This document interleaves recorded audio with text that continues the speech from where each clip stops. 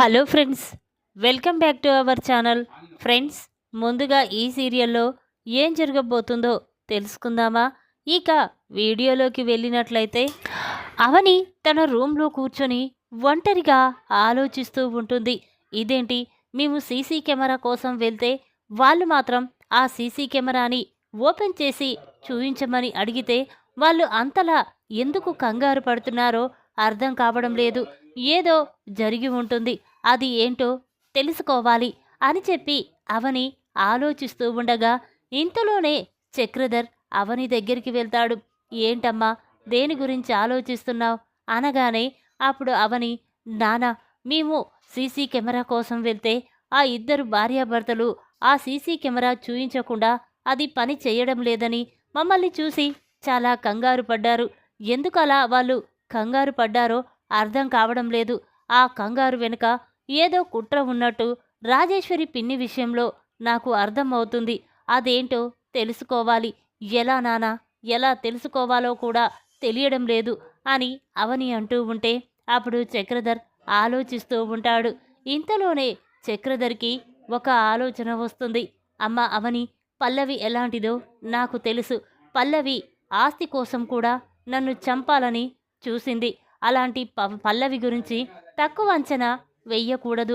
చూడు, మనం వాళ్ళ గురించి నిజం తెలుసుకోవాలి. వాళ్ళు ఎవరిని చూసి భయపడుతున్నారో అర్థం కావడం లేదు.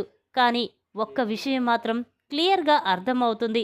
వాళ్ళని పల్లవి బెదిరించిందని నాకు అనుమానం వస్తుంది. ఎలాగైనా పల్లవి ప్లాన్ గురించి తెలుసుకోవాలి అంటే మనం మా ఇంటికి వెళ్ళాల్సిందే అని చక్రధర్ అంటాడు. ఆ మాటలు విన్న అవని, అదేంటి నానా, పల్లవి నిన్ను నన్ను చూస్తుంటేనే కోపంతో రగిలిపోతుంది. అలాంటిది మనం ఇప్పుడు అక్కడికి వెళ్తే పల్లవి ఊరుకోదు, గొడవ పెట్టుకుంటుంది. ఇప్పుడు పల్లవి రాజేశ్వరి పిన్ని చనిపోయిన బాధలో ఉంది. ఇంకా తనని బాధ పెట్టకూడదు.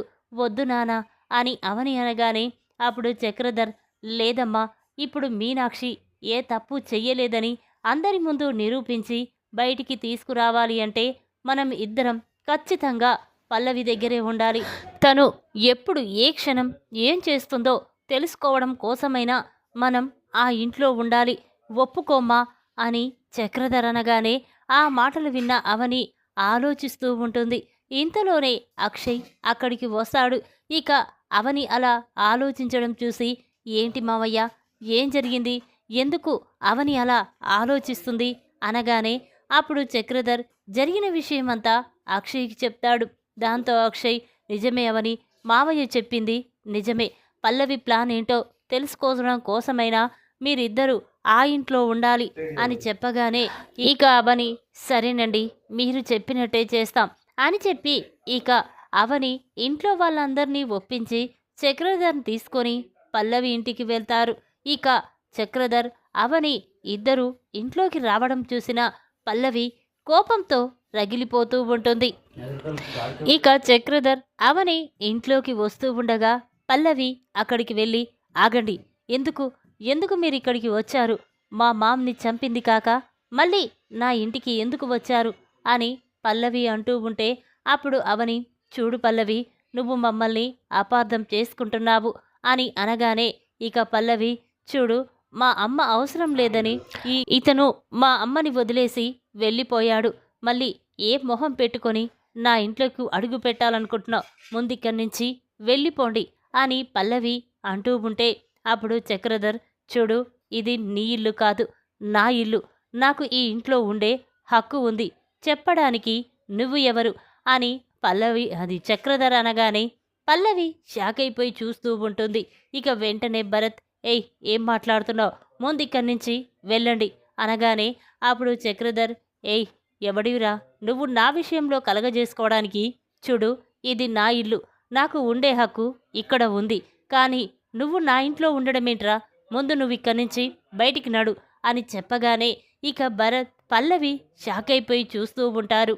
ఇక వెంటనే పల్లవి, చూడు, మా మామ్ని కాదని ఆ మీనాక్షితో వెళ్ళిపోయినప్పుడే ఈ ఇంటికి నీకు రుణం తీరిపోయింది. మా మామ్ ఆత్మ శాంతించాలంటే నువ్వు ఈ ఇంట్లో ఉండకూడదు. ముందు బయటికి నడుస్తారా లేదా అని చెప్పి పల్లవి అంటూ ఉంటే ఇక చక్రధర్, చూడు పల్లవి, నీకు పెళ్ళయింది. నువ్వు నీ ఇల్లు అత్తగారింట్లో ఉండాలి. కానీ నువ్వు ఇక్కడ ఉండే హక్కు లేదు. ముందు నువ్వు ఇంట్లో నుంచి బయటికి నడువు అని చక్రధర్ అనగానే ఇక పల్లవి ఒక్కసారి స్టన్ అయిపోయి చూస్తూ ఉంటుంది. ఇక వెంటనే భరత్, చూడు, మా సిస్టర్నే నువ్వు వార్నింగ్ ఇస్తావా? నువ్వు ఈ ఇంట్లో ఉండడానికి వీల్లేదు అని భరత్ చక్రధర్ని వార్నింగ్ ఇస్తూ ఉంటాడు. ఇక అది చూసిన చక్రధర్ చాలా కోపంగా భరత్ చెంప పగలగొట్టి మెడ పట్టుకొని బయటికి గెంటేశాడు. ఏయ్, ఎవర్రా నువ్వు? నువ్వు నా ఇంట్లో ఉంటూ నన్ను బయటికి గెంటేయాలని చూస్తావా? చూడు, పల్లవి నా కూతురు. నన్ను ఒక మాట అన్నా నేను తననన్నా పడతాను. కానీ నువ్వు మాత్రం నా కొడుకువని చెప్పినా కూడా నువ్వు నా తండ్రివి కాదు అని నాకు వార్నింగ్ ఇచ్చావు. నా విషయంలో కలగజేసుకోవద్దని చెప్పావు. ఆ రోజు అన్నావే, నా ఇంట్లో ఉంటూ నా తిండి తింటూ ఎలా సహిస్తుందని. మరి ఇప్పుడు నువ్వు ఇక్కడ ఉంటూ నా ఇంట్లో ఉంటూ నా తిండి తింటూ నాకే వార్నింగ్ ఇస్తే చూస్తూ ఎలా ఊరుకుంటాననుకున్నావురా? ముందు నువ్వు నీ భార్య ఇక్కడి నుంచి వెళ్ళిపోతారా లేదా అని చక్రధర్ భరత్ మెడ పట్టుకొని బయటికి గెంటేస్తాడు. ఇక అది చూసిన పల్లవి స్టన్ అయిపోయి చూస్తూ ఉంటుంది. ఇక తన మనసులో, ఇదేంటి, ఇప్పుడు భరత్ ఇంట్లో నుంచి వెళ్ళిపోతే నేను అవని మీనాక్షిల మీద నేను పగ తీర్చుకోలేను. భరత్ నాతో పాటు ఇక్కడ ఉంటేనే ప్రతి క్షణం అవనిని మీనాక్షిని భరత్ని గుప్పెట్లో పెట్టుకొని వాళ్ళని హింసించొచ్చు, బాధ పెట్టొచ్చు. భరత్ని వెళ్ళనివ్వకూడదు అని చెప్పి ఇక పల్లవి, భరత్ నువ్వు లోపలికి వెళ్ళు అనగానే ఇక చక్రధర్, చూడు, భరత్ లోపలికి వెళ్ళడానికి వీల్లేదు. ఇప్పుడు భరత్ నా ఇంట్లో ఉంటే నేను చూస్తూ ఊరుకోను. భరత్ మీద కేసు పెడతాను. మర్యాదగా భరత్ ఇంట్లో నుంచి వెళ్ళిపోతాడా లేక పోలీస్ స్టేషన్లోకి వెళ్తాడా అని చక్రధర్ అనగానే ఇక భరత్ ఒక్కసారి స్టన్ అయిపోతూ, సిస్టర్, లేదు, నేను వెళ్ళిపోతాను. ప్రణతి, వెళ్దాం పద అనగానే అప్పుడు పల్లవి, ఏంటి భరత్, నన్ను వదిలేసి వెళ్ళిపోతావా అనేసరికి అప్పుడు భరత్, సిస్టర్, అమ్మ చనిపోయిందని నువ్వు బాధలో ఉన్నావు. నాకు కూడా నీతో పాటు ఇక్కడే ఉండాలని ఉంది. కానీ ఈ చక్రధర్ మాత్రం నన్ను బయటికి పంపించడం కోసమే ఇక్కడికి వచ్చాడు. ఇతని మొహం చూస్తూ రోజు నేనిక్కడ ఉండలేను. అందుకే వెళ్ళిపోతున్నాను.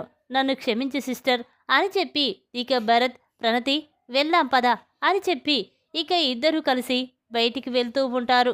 ఇక ఇంతలోనే అవని, భరత్, నువ్వు ఎక్కడికి వెళ్ళొద్దు, ఇక్కడే ఉండు. నాన్న ఏదో కోపంలో 2 మాటలు అన్నంత మాత్రాన నువ్వు ఆ మాటలు పట్టుకొని బయటికి వెళ్ళిపోతే ఎలారా? ఇక్కడే ఉండు అనగానే అప్పుడు భరత్, చూడు, నువ్వు నాకు చెప్పవలసిన అవసరం లేదు.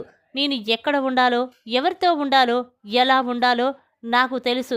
కానీ మా మీద ప్రేమ ఉన్నట్టు నటిస్తూ నన్ను, మా అమ్మని నువ్వు మోసం చేస్తున్నావని తెలిసింది. కానీ మా అమ్మకి శిక్ష పడితే మాత్రం నిన్ను జన్మలో నేను క్షమించను అని చెప్పి ఇక భరత్ అక్కడి నుంచి వెళ్ళిపోతాడు. ఇక అది చూసిన పల్లవి చాలా బాధపడుతూ ఉంటుంది. ఇదేంటి, భరత్ వంక పెట్టుకొని నేను మీనాక్షిని, అవనిని బాధ పెట్టాలని చూశాను. కానీ వాడు మాత్రం వెళ్ళిపోయాడు. కావాలనే ఈ చక్రధర్, అవని నా ఇంటికి వచ్చారు. ఏం చేస్తారో ఏమో అని అనుకుంటూ ఉంటుంది. ఇక పల్లవి తన రూమ్లోకి వెళ్ళి ఆలోచిస్తూ ఉంటుంది. ఇంతలోనే అవని పల్లవి దగ్గరికి వెళ్ళి, ఏంటి పల్లవి, దేని గురించి ఆలోచిస్తున్నావు? నేను, నాన్న ఈ ఇంటికి వచ్చాం, దాని గురించే ఆలోచిస్తున్నావా అనగానే అప్పుడు పల్లవి, అవును, నువ్వు ఇన్ని రోజులు మా మామ్ ఉంటే ఈ ఇంటికి రాలేదు. మరి ఇప్పుడు మా మామ్ చనిపోయిన తర్వాత ఎందుకు నువ్వు ఇక్కడికి వచ్చావు అనగానే అప్పుడు అవని, చూడు పల్లవి, చెయ్యని తప్పుకి మా అమ్మని జైలు శిక్ష అనుభవించేలా చేస్తున్నావు. కావాలని మా మీద పగ తీర్చుకుంటున్నావు. కానీ నేను మాత్రం అది నిజం కాదు, అబద్ధమని, మా అమ్మ ఏ తప్పు చెయ్యలేదని అందరి ముందు నిరూపిస్తాను. కానీ నువ్వు ఈ ఇంట్లో ఉంటున్నావు. నేను అందుకోసమే ఇక్కడికి వచ్చాను. ప్రతి క్షణం, ప్రతి కదలిక తెలుసుకుంటాను. నువ్వు ఎక్కడికి వెళ్తున్నావు, ఎవరితో మాట్లాడుతున్నావో అన్నీ తెలుసుకుంటాను. ఏదో ఒకరోజు నీ అంతట నువ్వే నీ తప్పుని ఒప్పుకునేలా నేను చేస్తాను అని అవని అనగానే అప్పుడు పల్లవి, చూడు, అది నీ వల్ల కాదు. మా మామని బాధ పెట్టినా నిన్ను మీ అమ్మని జన్మలో క్షమించను. ఎప్పటికైనా మీ ఇద్దరి మీద పగ తీర్చుకుంటాను. కానీ మీ మమ్మీని మాత్రం బయటికి తీసుకురానివ్వను. ఇదే నా ఛాలెంజ్ అని పల్లవి అవనికి వార్నింగ్ ఇస్తుంది. ఆ మాటలు విన్న అవని చూద్దాం అని చెప్పి అక్కడి నుంచి వెళ్ళిపోతుంది. ఇక పల్లవి ఎలా వీళ్ళు నా గురించి నిజం తెలుసుకోవడానికే ఇక్కడికి వచ్చారు. ఇప్పుడు నేను ఎవరికైనా ఫోన్ చేయాలన్నా ఎవరినైనా కలవాలన్నా వీళ్ళు నన్ను ప్రతి క్షణం వేటాడుతూనే ఉంటారు. ఏం చెయ్యాలి, ఎలా చెయ్యాలి అని అనుకుంటూ ఉంటుంది. ఇంతలోనే పల్లవి ఫోన్ రింగ్ అవుతుంది. ఇదేంటి ఈ టైంలో నాకు ఎవరు ఫోన్ చేస్తున్నారు అని చెప్పి పల్లవి వెంటనే ఫోన్ తీసి చూసేసరికి ఇక ఆ ఫోన్ చేసింది ఎవరో కాదు, ఆ సీసీ కెమెరాని ఉన్న ఆ సుబ్బారావు వాళ్ళు. ఇదేంటి సుబ్బారావు అంకుల్ ఇప్పుడు ఫోన్ చేస్తున్నాడేంటి అని చెప్పి ఫోన్ లిఫ్ట్ చేసి చెప్పండి అంకుల్ అనగానే అప్పుడు సుబ్బారావు కంగారు పడుతూ అమ్మ పల్లవి నాకు చాలా భయంగా ఉందమ్మా అనగానే అప్పుడు పల్లవి ఏంటంకుల్ ఏం జరిగింది, ఎందుకు నీకు భయం అనేసరికి అప్పుడు పల్లవి ఆ సుబ్బారావు చూడమ్మా సీసీ ఫుటేజ్ కోసం ఆ అవని అక్షయ్ అందరూ కూడా మా ఇంటికి వచ్చారు. ఆ సీసీ ఫుటేజ్ని రికార్డ్ని ఓపెన్ చేసి చూయించమని నన్ను అడిగారు. కానీ అది పని చేయడం లేదు, మా దగ్గర లేదు, వెళ్ళిపోండి అని చెప్పడంతో వాళ్ళు వెళ్ళారు. కానీ మీ అక్క అవని మాత్రం మా వైపు ఏదో అనుమానంగా చూసిందమ్మా. నాకు చాలా భయంగా ఉంది. ఆ అవని అక్షయ్లు తలుసుకుంటే ఏదైనా చేస్తారు. ఇప్పుడు మేము నీతో చెయ్యి కలిపి డబ్బులు తీసుకున్నామని ఆ వీడియో చూయించట్లేమని వాళ్ళకి తెలిస్తే మమ్మల్ని పోలీసులకి పట్టిస్తారు అని చెప్పగానే అప్పుడు పల్లవి లేదంకుల్ మీకు ఏమీ జరగకుండా నేను చూస్తాను. కానీ ఎట్టి పరిస్థితుల్లోనూ మీరు మాత్రం ఆ సీసీ కెమెరాని ఓపెన్ చేసి చూయించకూడదు అని చెప్పి పల్లవి అంటుంది. అప్పుడు సుబ్బారావు సరేనమ్మా అని చెప్పి ఫోన్ పెట్టేస్తాడు. అంటే ఇక వాళ్ళకి అనుమానం వచ్చింది. మా అమ్మని చంపింది అవని మీనాక్షి కాదు అని వాళ్ళకి తెలిసిపోయింది. ఎలాగైనా మా అమ్మ ఎలా చనిపోయిందో తెలుసుకొని మీనాక్షిని నిర్దోషిగా బయటికి తీసుకురావాలి అనుకుంటున్నారు. కానీ అది ఎప్పటికీ జరగనివ్వను అని పల్లవి అనుకుంటూ ఉంటుంది. ఇక అవని మాత్రం చాలా సంతోషంగా సరదాగా ఉంటూ ఉంటుంది. అది చూసిన పల్లవి ఏంటి అవని ఏంటి ఇంత సంతోషంగా ఉంటుందేంటి అని చెప్పి వెంటనే అవని దగ్గరికి వచ్చి ఏంటి నువ్వు ఏం చేస్తున్నావో నీకైనా అర్థమవుతుందా? రేపు ఉదయం మీ అమ్మని కోర్టుకు తీసుకువెళ్తారు. కోర్టులో సాక్ష్యం నీకు ఉండదు. మీ అమ్మకి శిక్ష పడుతుంది. కానీ అది వదిలేసి నువ్వు ఇంత సంతోషంగా ఎలా ఉంటున్నావు అనగానే అప్పుడు అవని ఎందుకు పల్లవి నేను కంగారు పడాలి, కానీ నువ్వెందుకు కంగారు పడుతున్నావు? చూడు మా అమ్మ నేను ఏ తప్పు చెయ్యలేదు. తప్పు చేసిన వాళ్ళే భయపడతారు. అలాంటిది నాకు ఆ తప్పు చెయ్యనప్పుడు భయమెందుకు అని అవని అంటూ ఉంటే అప్పుడు పల్లవి చాలా కంగారు పడుతూ ఉంటుంది. ఇదేంటి ఒకవేళ ఆ సీసీ ఫుటేజ్ వీళ్ళకి దొరికేసిందా? అందుకే అవని ఇంత హ్యాపీగా ఉందా అని అనుకుంటూ ఉంటుంది. ఇక అవని మాత్రం పల్లవి చాలా కోపంగా అక్కడి నుంచి వెళ్ళిపోతుంది. అవని మాత్రం పల్లవి అన్న మాటల గురించే ఆలోచిస్తూ ఉంటుంది. అవును పల్లవి చెప్పినట్టు రేపు మా అమ్మని కోర్టుకు తీసుకువెళ్తారు.